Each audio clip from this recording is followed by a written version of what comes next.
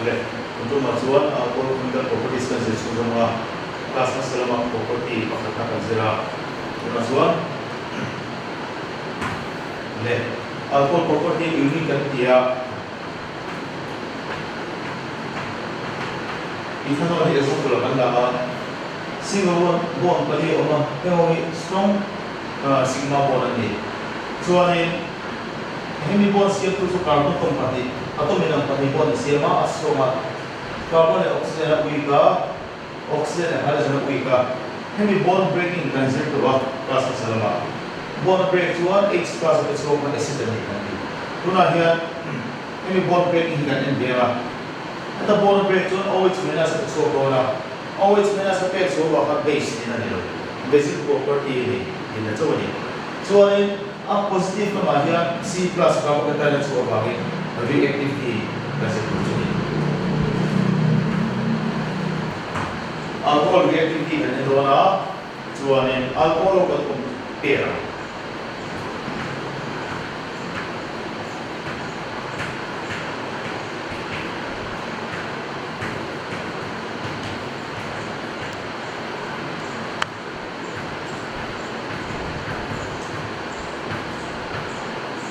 Alcohol classification result हुआ OH some to carbon to dam pahat pahi batu mari bangi ini tertiary alcohol dia OH some to carbon to dam pahi ya secondary ya some to carbon to dam pahat mari bangi primary OH some to carbon to mari wa chuan primary I positive also methyl nanti kan ya chuan reactivity chuan OH minus and so amaya OH minus so mother a weakest bond and OH minus so mother dona to a most reactive dona at therefore to OH minus so no carbon in break a hundred dona ni tumera chuan methyl radical methyl carbon is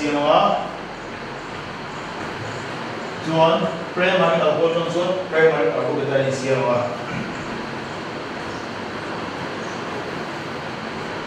secondary alcohol means secondary carbon catalyst yang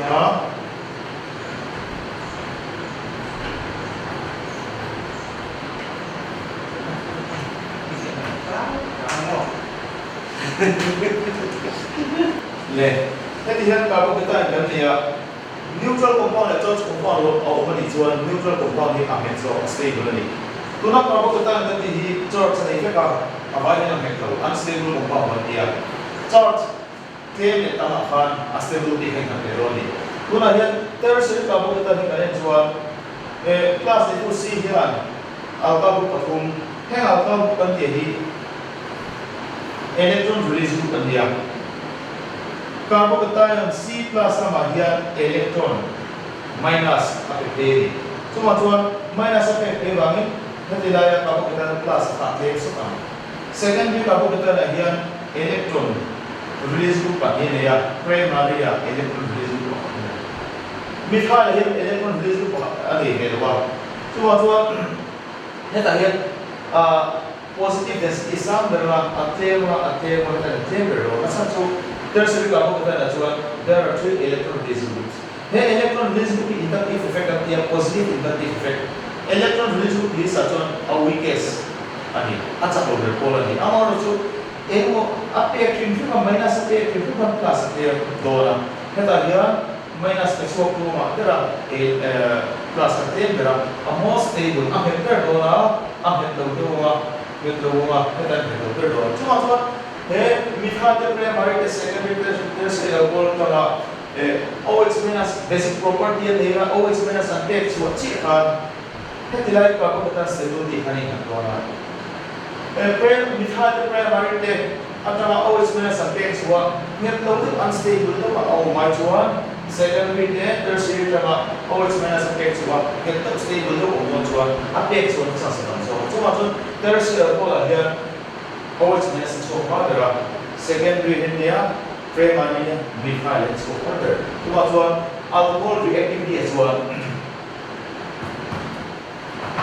primary alcohol reactive dia secondary alcohol dia So the tertiary alcohol reactive versus secondary alcohol here, primary alcohol here, methyl alcohol here, this reactive honey. So na alo unta entina and compound option A, B, C, D as alcohol honey. Now we classify methyl here, primary here, secondary here, tertiary alcohol here. Question now, which of the following alcohol react fastest with sodium hydroxide? And sodium hydroxide alcohol the he react gonna kuya le reaction same hasagram koi compound here react fastest and this one sodium hydroxide the base the kan ta any base is one a react with acid and the high ta so alcohol is acidic strength order and to methyl alcohol acidic vertical here to what most acidic compound methyl alcohol will react fastest with sodium hydroxide. Zona nama, which of the following compound react fastest with hydrochloric acid? Here hydrochloric acid the alcohol react gonna put a reaction fastest reaction chapter reaction same as the zona alcohol is acid and leading and to react with acid and level to acid level to react with a stronger acid volume alcohol is acid and basic property ka low de high tani basic property and high to basic property nei to always minus ka an maya always minus an so ka ka ta ni pe to ka so ka ta na ko tertiary ka most thing wala men pera achumun de ula jwa number d ni na sana ki to le reaction ko modu pakdal tiya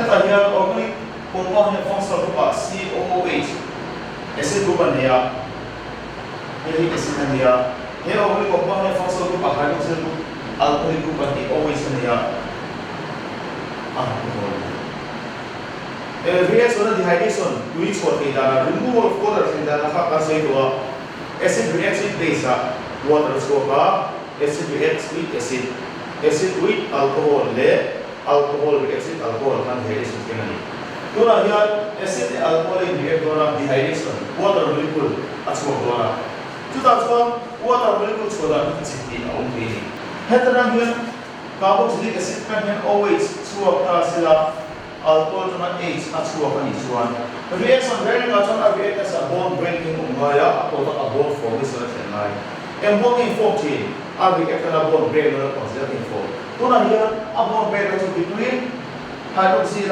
oxygen atom le carbonyl carbon bond break heta carbonyl carbon atom le oxygen a bond break no mahiting sumai exam chuan CH3CO OCH2CH3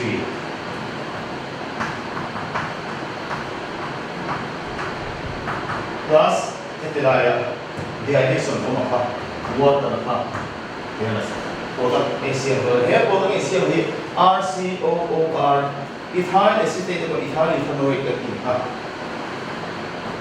yes already net abo belan sindina kalen dewa he acid kan hian OH swat or hian H alo swat when it one dehydration kan chuan he alcohol kan OH swat de mai ta chuan a react na bond break na pam oxygen le hidle carbon to means of very one CH3COO CH2CH3 plus acid alcohol to mean bulgatara compound in am CS rasco amar so humi reaction and dissolve le dissolve over so me a dissolve zon dana cho alcohol oxygen here isotopic form hamani O18 mga oxygen and isotopic form of kumani kan siya pakat na chuan O860 na niya O870 na O818 hem atom dahi oxygen in number atom of same elements having atomic number pariya same atomic number but different mass number atom of same element nan dia atomic number pariya in ka amay ro chu a mass number in ang toloni and one mass number in ang loge this one nucleus alai mo hian proton le neutron oma number of proton equal to atomic number pariat ni chon proton ko pariat omani chuanin heta proton number of proton le number of neutron ka bel hian mass number lo chu ka a mass number so korban chuan proton korbo om chuan neutron kha proton pariat om chuan neutron kha pariat om bel in ania heta chuan proton kha pariat oma mass number so pasreni chuan neutron kha pakwa om tinan lo ni ta atomic number pariat ania proton pariat ania mass number so pariat ni bangin neutron chu so ani ko heta a number of neutron dang na ba mass number lo ga ta today ni chuan ege isotopes ka tichuan atom of same element having same atomic number but different mass numbers one mass number dang ang ege tichuan due to different number of neutron isotope ni chu so hetila oxygen kana D4 so a most abundant form O860 ni da and O870 le O880 ni chu fraction ne ko ba masaka ka tata dihydration tindan proof na kana ka alcohol oxygen kan a isotope of 80 na level dan hetila ka level chuan O880 na ka a isotope form ba heta hena do na amaro chu at bozo pa ka level chuan hetila ka level chuan water kan O18 ka ang do na ni scientist na buwa air sara oxygen na chuan a isotope for 80 na ron di kan chu chu ta heni di zo na niya ang bozo ati reaction di bozo di na alami chu chuan acid alcohol ni ka compound is ilo chu air sara siya the reaction na hi esterification reaction di na ta today ni chuan enge esterification reaction chu preparation of ester when acid reacts with alcohol in the presence of concentrated sulfuric acid. Then have reaction is reversible. Forward direction of the backward order. Acha chu ester chu liquid niya filling to the media. Water ko liquid ni. Liquid naman dura ay mix up. Kaya mix siya kan ester liquid yan a hydrolyzed state niya. Hydrolysis of ester back to acid and alcohol. Ester liquid ni siya kan tuihan react dia a hydrolyze acid and alcohol kan siya react dia. So may a backward reaction to trans ester reaction ng niya. Amar so backward step ni ulo forward ko ni huli chuan he amai product water in siya na hit remove amai. As soon as the byproduct water is formed, it has to be removed. I-remove siya kan ester na low hydrolyzed state ko ko overwa. So ano yung reaction? So irreversible reaction. Follow to yung tema. Ester reaction. So kung ano yung then headline concentrated sulfuric acid, strong acid, oxidizing acid ay yan. Dry hydrochloric acid in hong kiko ka. If dry hydrochloric acid is used instead of concentrated sulfuric acid, the reaction is called Fisher's pair estering reaction. Alam niyo ito. Ika nagkasan niya. Point of view na chuan acidic dehydration of alcohol kanina nga dehydration kapilar to removal of water in ani. Pwede the water remove doon alcohol ngin tuyos ko na. And what is naman chuan alcohol kat acid na react kan tuyos ko in ani.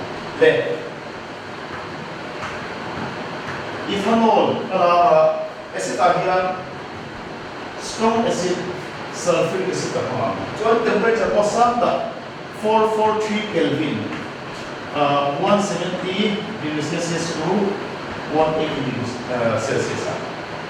That temperature santa ka alcohol sulfuric acid heat kan there alcohol can dehydration please ko na which one ka so ito OH minus actual masal puta. Jualin kita carbon betani break C plus break. Jualin kita nilai kena harus untuk batung jika pakai harus H plus harus apa C minus omwa to C minus double bonus only CH2 CH2. Bihan alki na siya. Temperature pa 440 Kelvin. Degree centigrade zasok sa kaya kan room yan sila ay filter nga.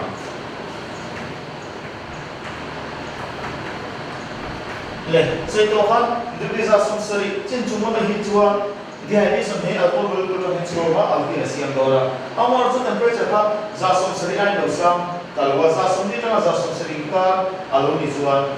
Heavy alcohol molecule ka what dehydration ratio kewa. He alcohol molecule hian alcohol molecule daman ni kama. Chuan dehydration ni chu dora. Chu huna chuan ether diethyl ether emo ethoxy ethane kan itha asian mo ke ni. Le. Kedela alcohol ma dehydration sen ku hian step involved filter ka ma na mai mechanism ka sinama. He alcohol molecule ni sulfuric acid ali. Sulfuric acid na dila sa to H plus X of Irania. H plus ni arnes ko sa batuan halogen ion na dia broschloric ko sa batuan proton din na dama. So ani oxygen ni group 16 na ho valence electron ko pa ni. Paroxysma pa niya bond siya na hela ma bond siya na pakata mga hela pakata mga pa. Paroxysma pa niya bond siya na hela bangin manlot palila da. Lone pair ini. Here lone pair of electron hian proton aha. Kira accept ama. Protonation of alcohol molecule ka first step ating ani. Chuan na second step chuan oxygen hian positive charge dia. Atom ina plus ni re chuan electron ang mo lotina. Ya electron ang mo tina lotina. Chuan oxygen na carbon tin kara bond sin to electron ha. Bihan oxygen na makarawa dehydration ating doon ni. So alin CH patuman niya CH2 ayan plus paano kita liquid ito wala at yan CH3 kasi yan naman. So ang sila kasi siya dito isa sa sari le at sumunod pang sila kan hituan hindi lang yan halos na itong swap ito ni H plus again. So ano na po si Philip ng content double bond at sa mga alkyl siya mga H plus proton ko swap let's say doon at swap let's say kati protonation partikan ni. Condition pagkita sa okay na juan zason sari ay diyan zason ni na zason sari kare hita ni juan heavy kan hiyan H swap ilo. So atan hair carbon kata hiyan Hati dah alkohol molecule pakikan lang ka. Alkohol molecule daw ka. Abi ek dia lah. Ikan. So ini kan dia oxygen ahead plus oxygen ahead ang mo pakikan dia. Ole H carbon sin electron kan pa ole makala ikan. Also then deprotonation I think ito.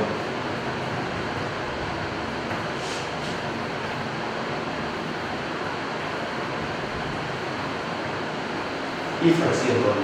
Then, alcohol sulfuric acid very high temperature dito 380 Kelvin. 100 to 140 very heat to it had as sulfuric acid doon. To na isang pula pala primary alcohol ni. Sinabi natin sa usiya primary alcohol is one secondary alcohol tahi ang active zone.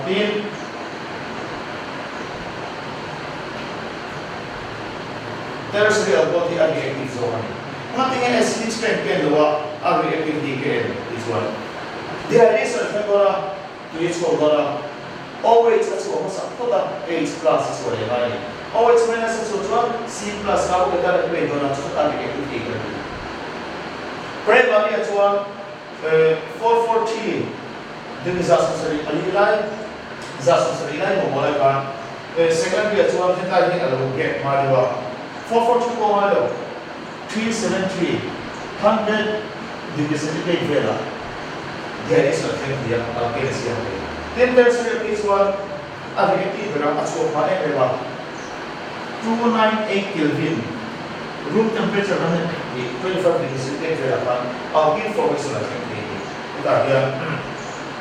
sulfuric acid ne na indicate ni chuan the addition hana ni display ke ai sai nga heta OH le heta is chuan propene acid dia intercell bonds are reactive to pa strong acid sulfuric acid ne 25 degrees related by heat man the addition to the body like OH le H pa so ko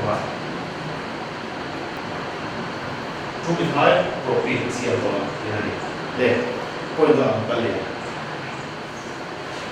tuan oxidation kan ini lah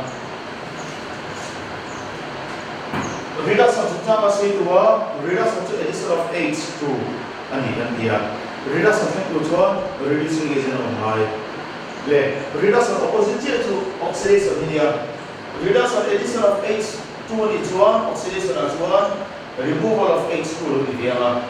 Soalnya oxidation tu acting as an oxidizing agent nari. Oxidizing agent tak dia. Potassium permanganate potassium dichromate nanti sulfuric acid nitric acid. Kalau ini oxidizing agent tak nari tu di nari. Le. OH sumpu carbon tak pahacon ibangin primary alcohol dia OH sumpu carbon tak pahin dia secondary alcohol so oxidizing agent iman cekan oxidizing agent tu ada compound oxidize mana oxidation nanti tu removal of H2 ketilang harus untuk pahat le ketilang harus untuk pahat itu Tuan CH3 yang mana CH mana dengar oh H untuk orang double bond yang tuan primary alcohol dioxide suat carbon itu carbon dan H ni harus tuan suat aldehyde siapa he aldehyde functional group zong tuan oxidase also asam tu carbon le harus pun tarik ke sini bangin. Tu macam oxidizing agent apa? Aqueous oxidant how? Yang ini mana dijual? Primary alcohol dioxidase aldehyde sih cuma reaction okey. Automatically carboxylic acid akan zero. Ini aldehyde ni functional group zong ini oxidase also berarti. Amar tu primary alcohol cuma aldehyde isi dua acid oxidase laser itu event bond dijual aqueous oxidant diluin anhydrous oxidant karena namanya tu pyridinium chlorobromate bandia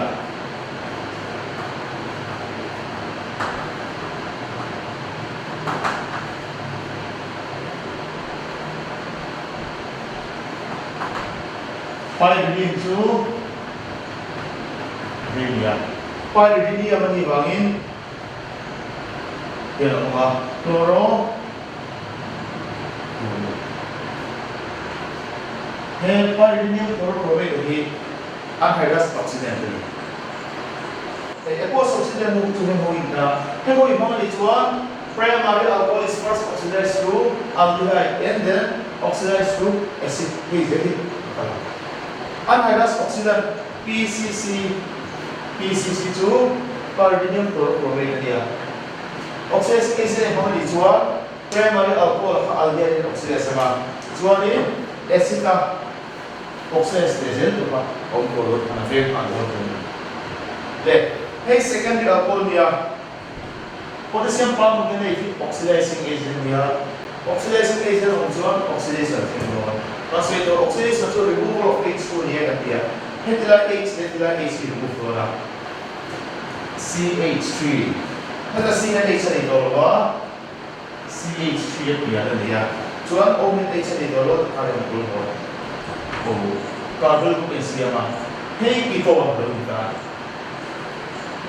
aldehyde kita dah so aldehyde asuan halogen is directly attached to carbon basi kita nak cuan hei carbon dia alpha group cuma tu compound oxidase also ni doa. Second alcohol oxidase kan kita nak ini siapa yang ambil satu compound. Le, tertiary alcohol kan dia mah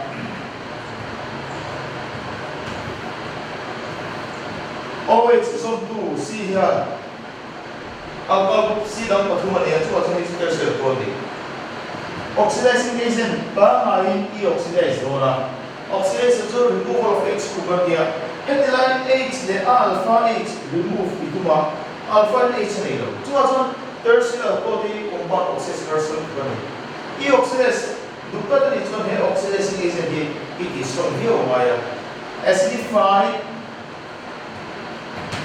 chemical photo se bang dere. How oxidizing agent as from view to oxidize zero to oxidize one second alcohol one equal same to headline H ne se is became so important. Ito ako siya awal so tertiary alcohol as one alpha hydrogen ne hilu overangin compound oxidase ko sa milo. He compound ni oxidase starts to ba amar to oxidizing agent has from view is one oxidase activity.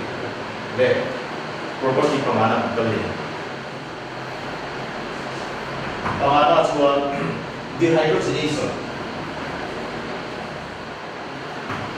To naman sir so oxidation ne kan atom join nga oxidation to removal of hydrogen, removal of H2 kal dia. Dehydrogenation ko removal of H2 ko ni. Amar to adam naman to removal of H2 answer so chi aka to oxidizing agent mga remove na niya. Dura so oxidizing agent mga copper mga remove na ito na niya.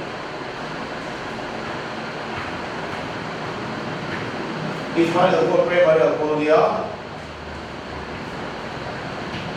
temperature sampai tiada di sini dia. Ini cekkan dehydrogenation, removal of hydrogen from the primary alcohol aldehyde, acetaldehyde, ethanol na ibokasiya. Ini primary alcohol aldehyde siya na iba nahi copper dia temperature sama na copper na imix ni. Disi naman kon oxidizing agent naman bagay. Ha oxidizing agent naman to maka he aldehyde acid and oxidase de dia. Masih to nato oxidizing agent ang luwag dia primary alcohol ha dehydrogenation sa kan aldehyde acid wa reaction to pa. Le secondary alcohol kan dia ma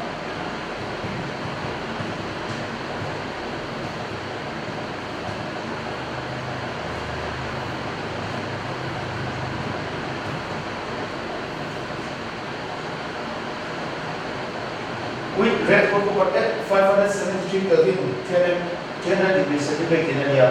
Katakan dehydrogenation, removal of hydrogen. Kita hydrogen itu menjadi masuk ya.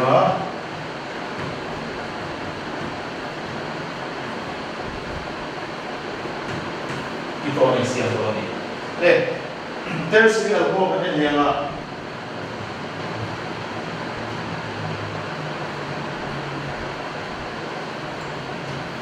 Instead of tertiary alcohol oxidase, kilo ang bukan dehydrogenation harus betan. Asal tu headline hydroxyla H umasila heta alpha yang hydrogen itu mana? Tertiary alcohol. There is no alpha hydrogen. Cuma tu dehydrogenation also ada di kilo ni. Dehydration things of dona, UH of dona. Headline OH de H berfungsi abetan ni so. OH minus so pertama so abetan H so mana. Jadi this one CH3C CH3 de double CH2. Two methyl propane alkyl allyl daun ini je. So chemical properties kalau zero tu ni kan pemang asal Then passing adian tuna karena zero je. Dehydrogenation of alcohol with copper at 573 Kelvin kan dia. Point number 4 was the oxidation of alcohol kan dia. Then point number 2 was zero. Reactive alcohol kan dia. Kau alcohol distinguish na naman siya ni. Then kung tunta kung isa kung mazir ni sila sila ko sa dokter. Hindi okay ka ba siya ko